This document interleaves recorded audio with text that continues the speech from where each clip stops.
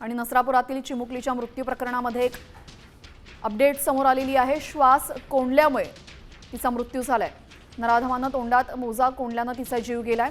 पीडित चिमुकलीच्या अंगावर गंभीर जखमा समोर आलेल्या आहेत।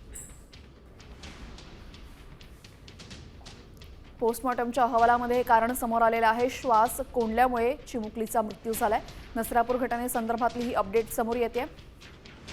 चिमुकलीच्या अंगावर गंभीर जखमा असल्याचं सुद्धा समोर आलेलं आहे। अत्याचाराच्या घटनेतील क्रूरता आता पोस्टमॉर्टम अहवालामधून समोर आलेली आहे। मात्र ही क्रूरता समोर येऊन आता न्याय मिळण्यास किती दिरंगाई होते हे पाहणं सुद्धा महत्त्वाचं आहे।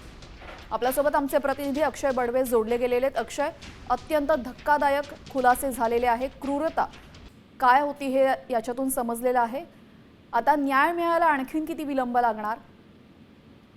आपण बघू शकतो की ससून रुग्णालयाकडनं पुणे ग्रामीण पोलिसांना जो पीडित चिमुरडीचा जो हत्या झाली होती त्याचा एक अहवाल जो आहे तो दिलेला आहे। पोस्टमॉर्टम रिपोर्ट जो आहे तो दिलेला आहे आणि या पोस्टमॉर्टम रिपोर्टमध्ये क्लिअरली मेन्शन केलेलं गेलं आहे की चिमुरडीचा मृत्यू जो आहे तो ऍस्फिक्सियामुळे झाला। आता ऍस्फिक्सिया म्हणजे श्वास कोंडणं असा होतो।